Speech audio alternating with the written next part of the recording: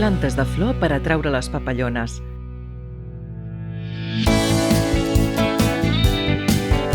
T'agradaria que les papallones visitin el teu jardí i els teus balcons? Pots aconseguir-ho si conrees plantes de flor en les quals puguin trobar el nèctar que les alimenta. No sols t'envoltaràs de bellesa i color, també ajudaràs a fomentar la biodiversitat. Amb els seus vols de flor en flor, aquests fascinants insectes contribueixen a la pol·linització, essencial per a la producció de fruites i llavors. A més, pensa en el valor pedagògic que representa per als nens observar les papallones. És una de les formes més boniques de despertar la seva curiositat pel món natural i el seu interès a ajudar a preservar-lo. En aquest vídeo t'ensenyarem plantes de flor de la col·lecció Butterfly Planet de Corma, que les papallones estaran encantades de freqüentar una vegada i una altra.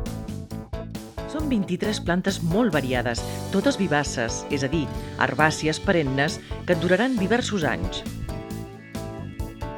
Són de baix manteniment i fàcils de conrear al jardí i als testos de la terrassa o al balcó.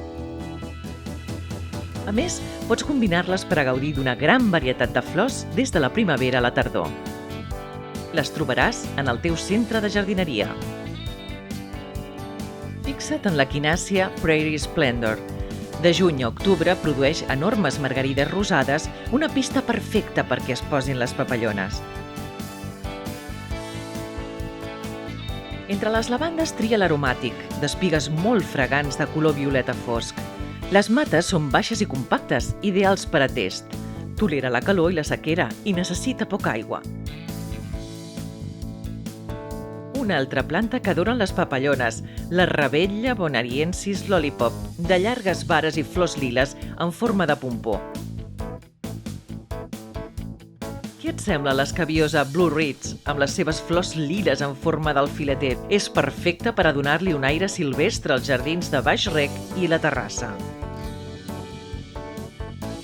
Anima't a conrear aquestes plantes tan atractives per a les papallones.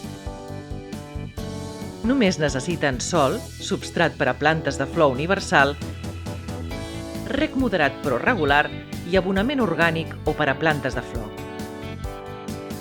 És important que durant el primer any rebin aigua i abonament de forma regular perquè aconsegueixin un estat òptim.